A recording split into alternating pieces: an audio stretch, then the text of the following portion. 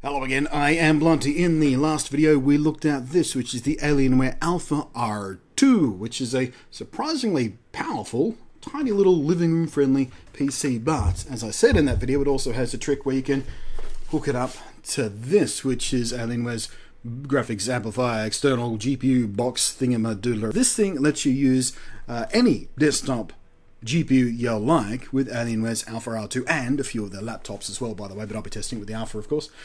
But before I show you some gameplay and benchmarks, we're going to go over the hardware. Basically, it's a big box with a PCI slot for a standard desktop graphics card. It has its own self-contained 450-watt power supply to run the card, and 4 USB 3 ports on the back for some expansion of your hookups, which is especially useful when you're using this with a laptop, as you can leave your big keyboard and proper mouse and all that kind of stuff hooked up permanently, because the whole thing plugs into your Alpha or laptop with a single custom cable. The cable is nice and long. It has a tough braided sheath to protect it from wear and tear. Now, the main difference between this and Razer's competing product is this uses that custom cable, which is basically a direct PCIe pipeline. That means your performance and throughput is unhindered, while Razer's product pipes everything through a USB 3.1 Thunderbolt connection, which gives it a much wider compatibility, a skinnier cable and all that sort of stuff as well, I suppose, and the ability to plug it in and use it without rebooting your computer. It hot swaps. But because of the way it does that, it does inherently introduce some latency. I can't speak to what that does to overall performance, as I've not had one in hand yet. But on paper, Alienware's solution, while being PCIe based, which is a standard that does not support hot swapping, forces you to power down and reboot your PC every time you want to connect or disconnect it. That makes it slightly more of a pain in the ass to use, but it is at least in theory utterly unhindered by having to pipe everything through a different standard to what the graphics card uses natively, i.e. PCIe. So both approaches have their pros and cons. There is no clear winner between the two approaches. It's sort of a pro-con, each to their own kind of thing. Now, Alienware's graphics app has some nice touches like providing a locking location for any power cables your graphics card doesn't need, which stops them from dangling around loosely inside the box. I like that. It also has a fan up front, of course, to make sure air is constantly moving over your card to ensure proper cooling performance. But that's pretty much all you need to know about the basic hardware. So, I started out by putting a GTX 970 in there, specifically a Galax Hall of Fame Edition one, which for those of you using the R2 as your secondary living room game system or whatnot, I feel it's logical to perhaps assume you now have a card like this lying spare after upgrading your main rig to a lovely new GTX 10 series card. I know I do. The other reason I started with this card is because, as you can see, the Galax card is pretty damn bulky. So big, in fact, I actually had to bend the case of the PC I tested it in when I reviewed the damn thing.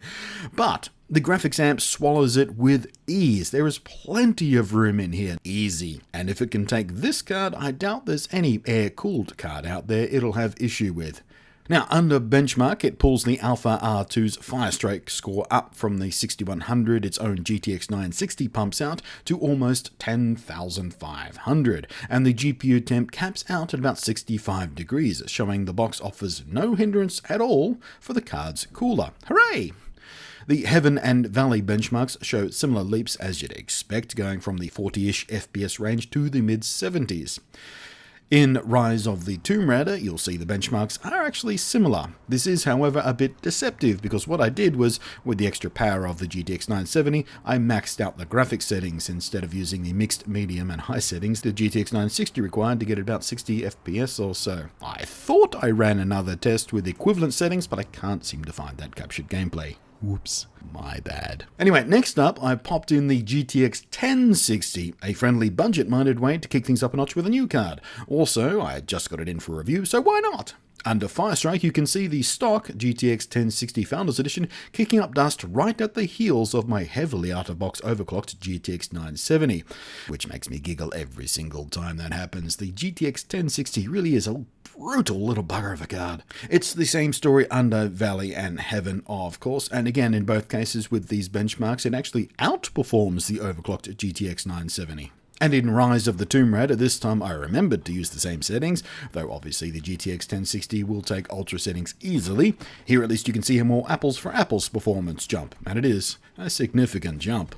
And in the just because I can category, I popped in the GTX 1080 to see if we can find a bottleneck in this setup. Firestrike pumps up to 15,000, Heaven and Valley both smash right through the triple-digit frame rate mark, and in Rise of the Tomb Raider, more of the same, overalling at 110 FPS and maxing out at 215 FPS.